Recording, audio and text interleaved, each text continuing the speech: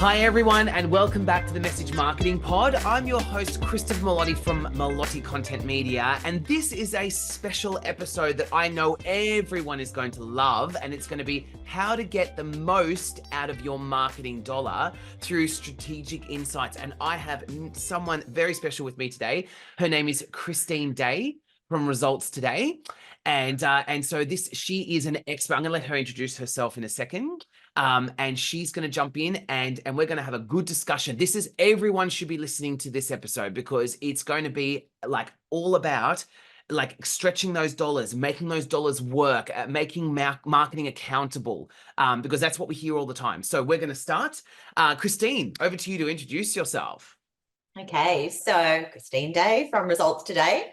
So I've been in a number of different areas of my life. I started out in sales and I then moved into marketing. So I've got quite a in-depth understanding of sales processes.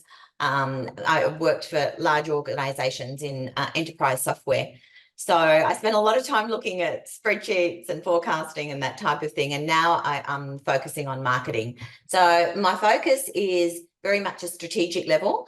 How do we get the best out of your marketing spend?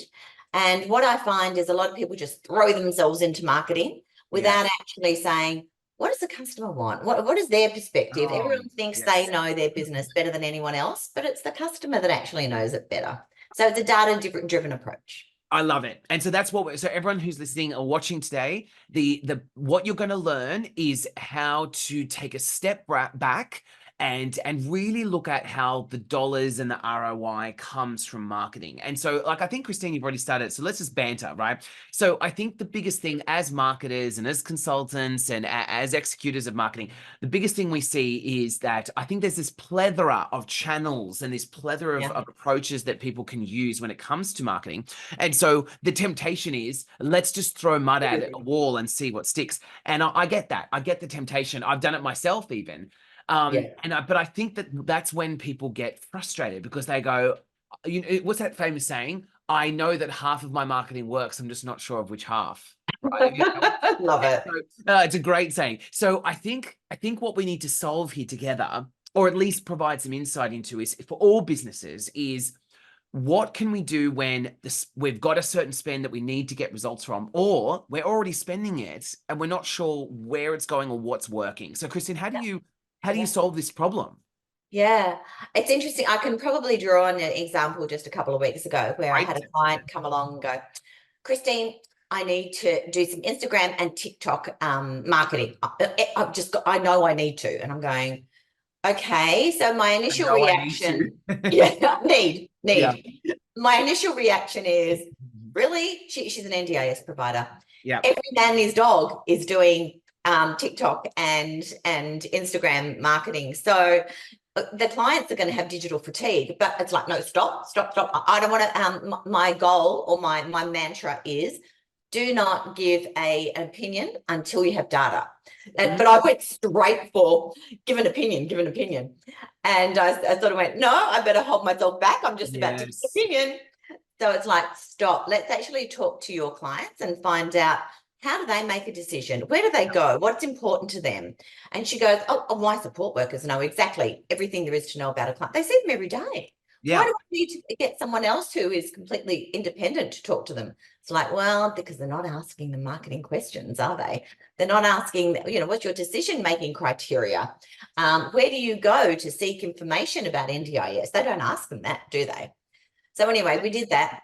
Oh, sorry. I don't want to interrupt you. I just hold your story. But I think for everyone listening and watching, that like, see how the fundamentals, they all seem obvious when you're just listening to a podcast like this. But then what happens is, when we all seem to forget it when we're actually putting this into execution. It's like, we need to remember that everything we're doing, from content and websites and branding and digital and advertising and AI and everything we're doing today, we've got to remember those people on the other side. I even tell it to my team all the time. My clients, I say, that's all well and good to promote yourself like that, but do the customers understand it that way? Sorry, Christine. I think it's that was a good insight. Like, just because I just want people to go, of course they're listening, going, of course, Christine's saying, of course. But it's like, when we go to actually do it, we keep forgetting this fact. So anyway, sorry. So like you're saying that the client sort of was like, oh, I haven't thought about that. Yep, go on. Yeah, yeah.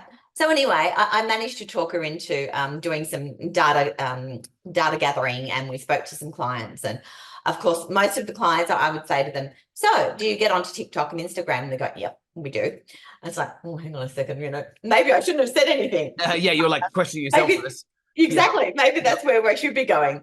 And then I said, so have you made any decisions on an NDIS provider, or have you clicked through on any ads for an NDIS provider on these social media platforms? And they're saying, no, they hadn't. And so that's an example to me of digital fatigue. And we did uncover some really interesting channels. She has a tiny little budget. And I found out that there are these community cottages where they go to, and they've got lists and recommendations for NDIS providers. And that's where a lot of them are getting their recommendations, and also in hospitals through caseworkers. And it's like, we can just produce a brochure for like a few $100s, which, and you've got them as they're making a decision, versus running off doing this, ad that's not going to get us anywhere.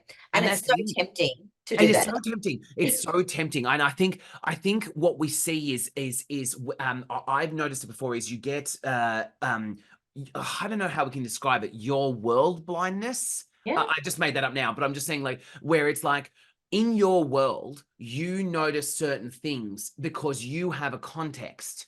And if you artificially put that on your customers, that can actually blind you, because Yeah. what can happen is you go, I'm checking TikTok all the time, or I'm looking at this, so my clients must be there.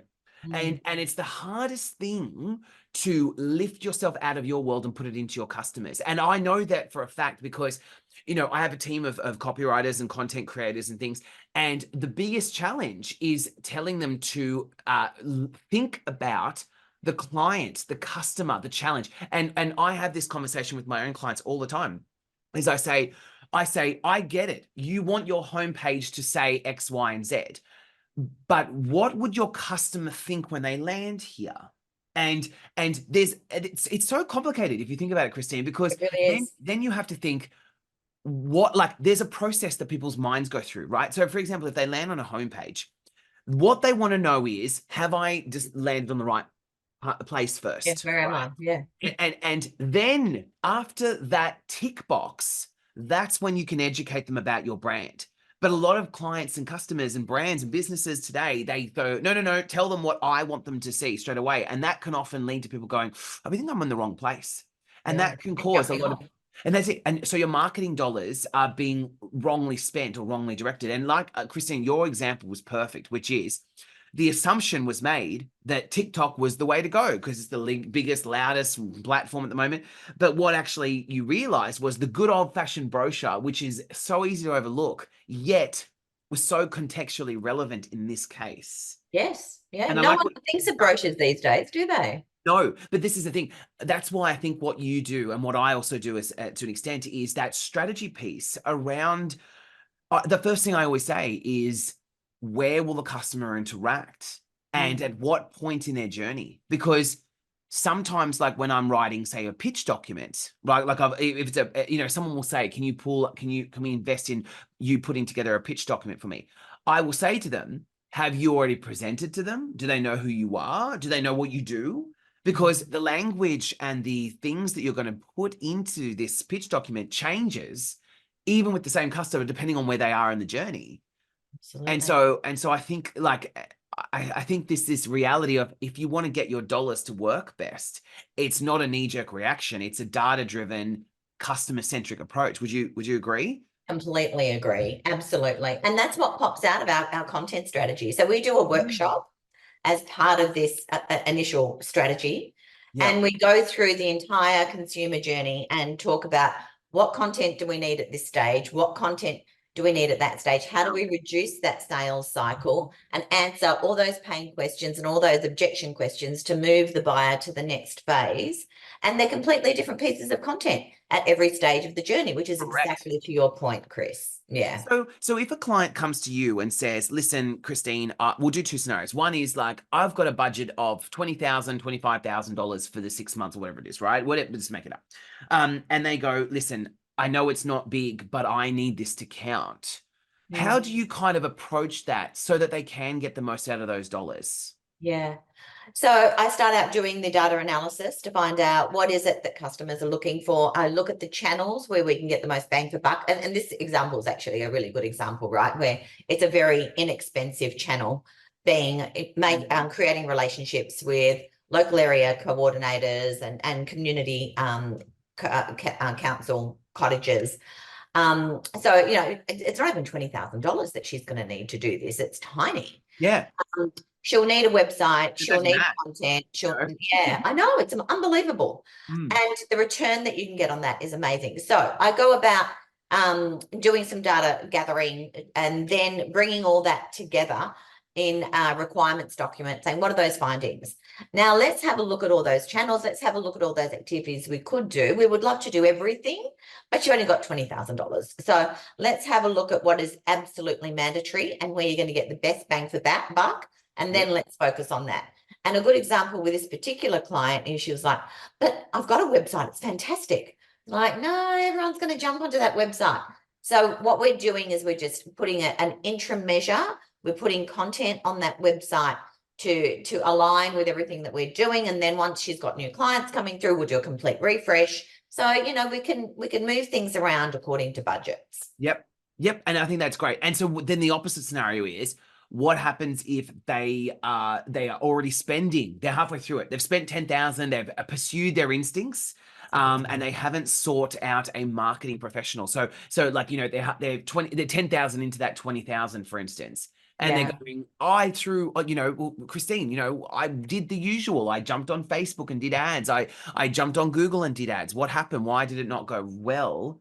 What do you do in that instance? I mean, I'm sure you're probably going to say something similar, but Yeah, it is pretty similar. But it's but amazing how much you can chew up on Google Ads. That's a really good point. oh, I know, and In ads. that's the Yeah. thing. It's the biggest challenge for Google Ads is not the fact that the ads are not effective. It's the fact that the language is not. You haven't thought about the customer persona, like the landing page is not optimized. I see this The landing page, that's a all the gotcha. time, but and you see, like I've had customers and clients and things send me their ad and they go, can you just do a raw analysis of what your experience is when you click on this ad? So I click on it and immediately the ad says something completely disjointed to Yeah. the landing page, and then they're wondering why the dollars are just flying out the door with no leads. They're jumping off. They're And thinking then they're in the wrong spot. and so that happens, and then you go to fill out the form, and the form is too long or too clunky, or it Yeah. comes up with an error. That's what happened to me the other day. Is that what the best scenario? It was just a submission of inquiry, and I did it, and it asked me for credit card details, and it was a complete accident. Like it's not like they set it up; it was just an It accident. was an incorrect form. But the form asked me for credit card detail. So then they were like, why isn't this getting leads? Because I was like, did you know it's asking for my credit card details? And they were like, oh, right. So of Yeah. course, people, it was just inquiry. It was asking for credit card. You're going to get zero.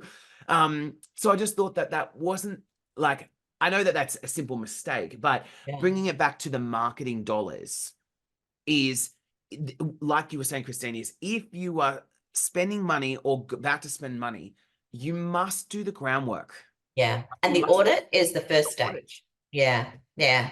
So Because that's what you did, Chris, right? The yeah, audit. yeah. I always like when people come, they approach Melotti Content Media, right? And they say, this is what we often get is either help us, which is fine, or they'll say, I need emails, or I need a pitch doc, or I need a capability Yeah. document.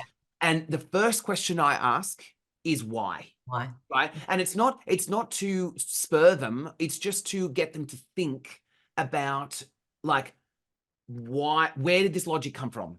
Yeah. Because a lot of the times because for me, right, it's in my best interest to make sure my clients are spending their money wisely, because they're not going to come back if it doesn't work. And so that's the biggest thing, is like you were saying, Christine, is start with the why. Like, what are we trying to do The here? audit. Yeah. Like, what's the purpose?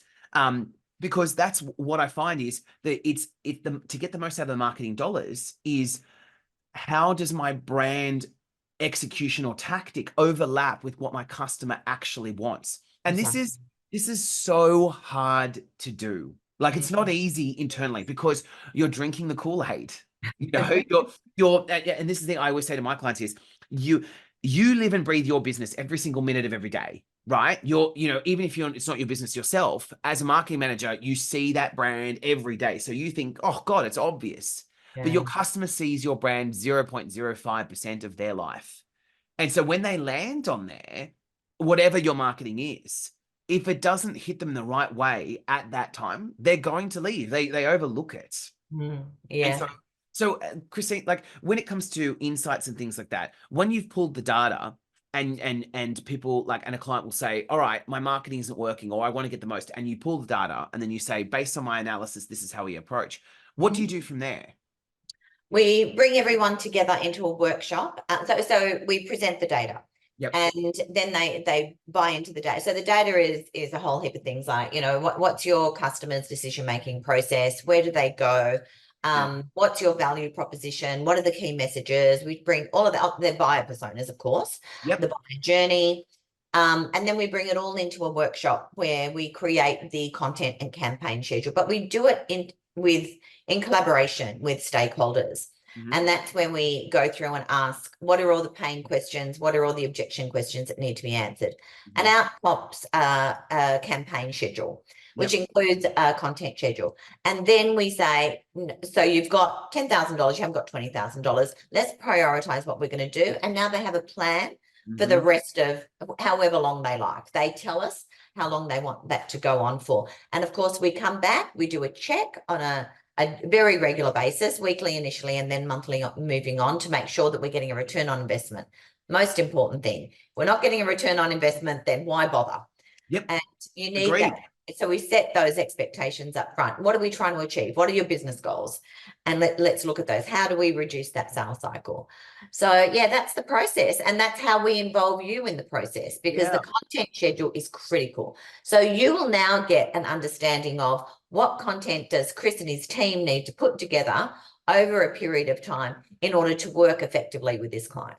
Exactly. And that's the thing. That's what I want to make sure that people do when they come to the actual execution, which is a lot of what we do. A lot of that execution comes down to, have you looked at customers, personas, journey, and all of that? And can I just say, don't be embarrassed. I feel like there's this stigma that of embarrassment that people don't know, like companies in client and management and all of that, it's like this fear of embarrassment. Right. Like they'll go, like that's, they come to me and they say, oh, I need a series of emails. And I'll ask why. And they'll go, well, customers need this. And I find that there seems to be this little stigma of like, oh, I don't want to tell you that I'm not quite sure. So I'll just tell you to trust me. Or I'll just tell you like, no, it's in my head or something like that. And I just want to reiterate, this is not about embarrassing. Like we want the same things. We want to get the right places. So our questions are not to embarrass you or to humiliate or to poke holes. Not at all. We're trying to do as marketing strategists is to get under the like the bedrock of what the scenario is, who the customer is, so that the executions and tactics we put together are really hitting that button. Not so to that point, Chris, it's amazing what I've found gathering a lot of this data. Nearly, I would say 90% of everyone I talk to gives me a testimonial. They absolutely love the organization. They love talking to an external person, and we get a testimonial 90% of the time. I've had two or three lost prospects convert to prospects. Yes. And I've had people obviously want more and more and more. So, once they're in the mindset and they talk to someone external, they talk completely openly and honestly. And I get the good and the bad. But most of it is good, and most of it is actually perpetuating further sales and perpetuating the closeness of the relationship. Yes. So yeah, that's great. What a great and everyone's embarrassed, as you said, to start with, and then they go, "Oh my God, this is brilliant." That's it. And it's with anything like, you know how to use a computer, but you go to a cybersecurity expert because the cybersecurity expert can look into things that you don't know. And it applies the same with marketing, is that fresh external perspective can look into things and assumptions that you probably might be making. But the whole point is to make sure that we are using those marketing dollars wisely, because no one, especially today, has budget to waste. And so that's what we want to make sure is that while it might seem like a backward step to take the time to gather that data and assess your customer personas and look at their real needs and ask things, it really does do wonders, because a lot of marketing and communications seem to go for the whole, we do this, this is our function, this is our like our product. They don't go for the benefit. And so they forget, like, the marketing dollars end up getting wasted because the data is not being looked at that shows that customers are looking for something very particular. And this we To see that point, every time. Yeah, sorry, go on. to that point, I actually was working with a software developer, and I had a few questions about, and he said, "Oh, our differentiators are, we have increased productivity and efficiency and all this sort of stuff." Talk to the clients, and it's like, actually, the thing these guys do that no one else does is they interface with hardware. And normally a vendor makes you change your process to fit their software. It's the other way around. Their software changes to fit our process, the processes we've had years of putting together and perfecting. And we can do it ourselves. So we can save money on going back and forth with vendors doing changes. B, we can stick with the processes that we know are tried and true to our business and core to our business. And this is the key differentiator. And the client actually was thinking something completely different. And this is the thing. And his dog says efficiency and productivity. And I think, like, what I would have pitched is, then I would have gone in with a message like, and I'm sure you did, with it's like, update your systems without overhauling everything you created, or something like that. And imagine that peace of mind and relief the client would get when they're approached with that. And we see this all the time. It's like, like, I'll work with a plumber, and the plumber will say, "Oh, we're plumbers. Like, who cares? Like, we just do plumbing ads." But then what you think is, when you start to delve into what your customers are asking for, and a good tip for everyone listening and watching is, check your Google reviews and see what people are saying on your Google reviews, because often that can be a huge insight into what they're actually valuing. Like you might think that like, as the plumber, this actually happened, was the plumber was saying, "Oh, we're just plumbers, like, we're local, we're great response time and blah, blah, blah." But what the clients kept saying on their testimonials was, this is a young team that is experimenting with all of this technology, this plumbing technology. And so as a result, in comparison to all the other plumbing firms in the area who are just using the old systems that are digging up my garden, this younger, more innovative, tech-driven team use all these technologies so that they don't have to, like, they can investigate the problem and solve it with, like, keyhole surgery, rather than having to excavate my whole backyard. And that came through so strongly in all of their testimonials, and yet they didn't think they were any different. Isn't that interesting? Isn't it fat? And it's funny because as marketers, we see this all the time. So everyone listening to this episode, if you're thinking, how do I maximize my ROI, my spend? How do I get the most out of it? The question comes back to what Christine is saying. Start with strategy, start with investigation, start with data. It might seem like a hassle. I know, but there's probably people listening going, "Oh, start way back there." The reason why people get a little bit like friction from this is because they go, "But the tactics and execution are the fun part." Right, I get it, right? Like, launching an ad and launching a new website and pretty pictures and all these ads and things. You think, okay, that's off my desk and it's running. Let's see what happens. And I get it, right? Because it's exciting when you're executing something. But then you go, shortly after, you spend a few months and you go, "Oh, that was a lot of budget we spent on getting nothing." And then you go, "I wish I had have spent that week or two with Christine just to break down what was going on and what I actually needed to look at before I jumped in." Nailed it. Yeah, right. I know. It just seemed, and to everyone watching and listening, you're probably thinking, "Yep, that sounds so obvious," but just make sure you don't do this yourself, because it happens. It happens every single day. So, Christine, do you want to summarize to get the most out of your marketing dollar and stop wasting those precious funds, to make sure you're maximizing ROI? Before you start, I just want to say, look, it's not a precise science. Like, there's no black and white, and just because of the nature of marketing. The reason why is because you're dealing with people, and people can be irrational, right? But we can minimize and mitigate that risk through how, Christine, to get the most out of our dollars? A data-driven marketing strategy in a phrase, and that is, using data to make decisions as to which is the best marketing strategy to put forward, which is the process that we discussed. It's not complicated. It's just try and stop yourself from going to execution straight away. Just take a step back and say, we're going to have a marketing strategy that not as hypotheses of marketing consultants that says, oh, you know, I know the best thing, my client over here did this. It's use a data-driven strategy. Yes, and I agree. And can I ask, last question is, yeah.